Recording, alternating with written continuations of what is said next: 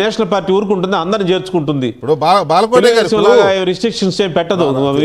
టీడీపీలో ఉన్న వాళ్ళు, జనసేనలో ఉన్న వాళ్ళు, బీజేపీలో ఉన్న వాళ్ళకే ఇంకా పదవులు రాలేదు. బయట మీలాగా పార్టీలో లేకపోయినా కూడా జగన్మోహన్ రెడ్డికి వ్యతిరేకంగా పోరాడిన వాళ్ళు కొద్దిమంది ఉన్నారు, కొంతమంది, నో డౌట్. సో మీకు ప్రభుత్వం వైపు నుంచి ఎలాంటి పదవులు కానీ లేకపోతే గుర్తింపు కానీ, గుర్తింపు అంటే ఉండొచ్చులే కానీ పదవులు లేవు కదా. అలాంటిది ఇప్పుడు వైసీపీలో వాళ్ళని తీసుకుని పదవులు తీసుకోకపోయినా ఇప్పుడు వరప్రసాద్ గారు చెప్పే దాని మీద మీకేమనిపిస్తుంది? మీ విశ్లేషణ ఏంటి బాలకోట గారు? వెంకటకృష్ణ గారు, ఈ వైసీపీ పార్టీని వీడుతున్న రాజకీయ పార్టీల నాయకుల మీద మనం ప్రేమ చూపించాల్సినంత అవసరం లేదండి. జగన్మోహన్ రెడ్డి గారి మీద ద్వేషంతో అక్కడ వాళ్ళకేదో ఊపిరాటం లేదని వాళ్ళు ఎగ్జిట్ అవుతున్నారు కాబట్టి వీళ్ళందరినీ ఇతర ఆయా రాజకీయ పార్టీల్లో చేర్చుకోండి అనే విధంగా కూడా మనం వాళ్ళ మీద కొంత కూడా కనికరం చూపించాల్సిన అవసరం లేదు. ఎందుకంటే వాళ్ళ నేను అవంతి శ్రీనివాస్ గారు ఒక మాట అన్నాడు, 5 ఏళ్ళు నేను జీవితాన్ని నష్టపోయాను, కుటుంబానికి దూరం అయ్యాను అని కూడా మాట అన్నాడు. ఆంధ్రప్రదేశ్లో ఎన్ని కుటుంబాలు నష్టపోలేదు వెంకటకృష్ణ గారు? ఎన్ని వేల మంది. ఆయన ఎక్కడ కుటుంబాన్ని నష్టపోయాడు సార్? 2.5 సంవత్సరాలు మంత్రిగా కూడా చేశాడు. ఆయన అన్నాడండి, ఈ రోజు నేను కుటుంబానికి దూరం అయ్యాను అని అన్నాడు.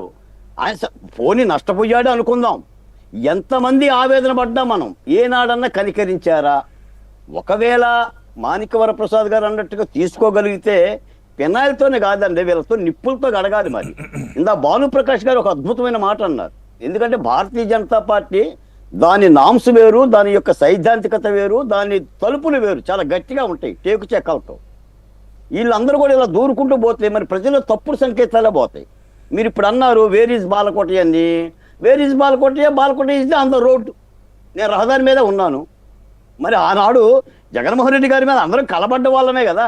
ఇప్పుడు నాకు తెలిసిన వాళ్ళే చాలామంది వైసీపీ నుంచి వచ్చిన వాళ్ళు ఎమ్మెల్యేలు అయ్యారు, మంత్రులు అయ్యారు కదా, ఆల్రెడీ నామినేటెడ్ పోస్టుల్లో కూడా ఉన్నారు కదా. మరి ప్రక్షాళన జరగాలి. మనం ఏమన్నాం గత ఎన్నికల్లో, ఇక్కడ పనికిరాని స్క్రాబ్ అక్కడ పనికొస్తుందని మీరే 150 డిబేట్లు పెట్టారు. జగన్మోహన్ రెడ్డి గారు ఎమ్మెల్యేలను తరలిస్తుంటే ఇక్కడ పనికిరాని స్క్రాబ్ అక్కడ బంగారం అయిద్దా, అక్కడ బంగారం ఇక్కడ స్క్రాబ్ అయిద్దని ఇప్పుడు ప్రజలు కూడా అడుగుతారు కదా. అక్కడ పనికిరాని స్క్రాబు ఈ రోజున గ్రంథి శ్రీనివాస్ గారు, అవంతి శ్రీనివాస్ గారు ఆల్రెడీ ఈ ఈజ్ ఏ ప్లాట్ఫామ్ వేసుకున్నారు వాళ్ళు. మీరు చూడండి, 4 రోజులు వాళ్ళు జనసేనలోకి పోతారు. ఇప్పుడు వీళ్ళు ముందస్తుగానే ప్లానింగ్లు చేసుకుంటున్న కార్యక్రమమేనండి. ఇది ప్రజలకు అర్థం చేసుకుంటారు. కాబట్టి ఏంటంటే ప్రజల పట్ల ఉండాల్సిన బాధ్యత కలిగిన పార్టీలు అంటే కొద్దిగా అప్రమత్తంగా ఉండాలి. ఇప్పుడు వచ్చిన ప్రతి ఒన్ని కౌగులించుకుంటాను అంటే ఆడికి రోగం ఉందో తెలియదు, రొప్పు ఉందో తెలియదు. ఈ రోజున సామినేని ఉదయభాను గారు జగ్గేపేటలో ఉన్నాడు. టీడీపీ ఎమ్మెల్యే తాతయ్య గారికి చెక్కే. ఆయన కొడుకు మొన్ననే గంజాయి కేసులో అరెస్ట్ అయ్యి ఉన్నాడు. ఇసుక కుంభకోణాలు ఉన్నారు.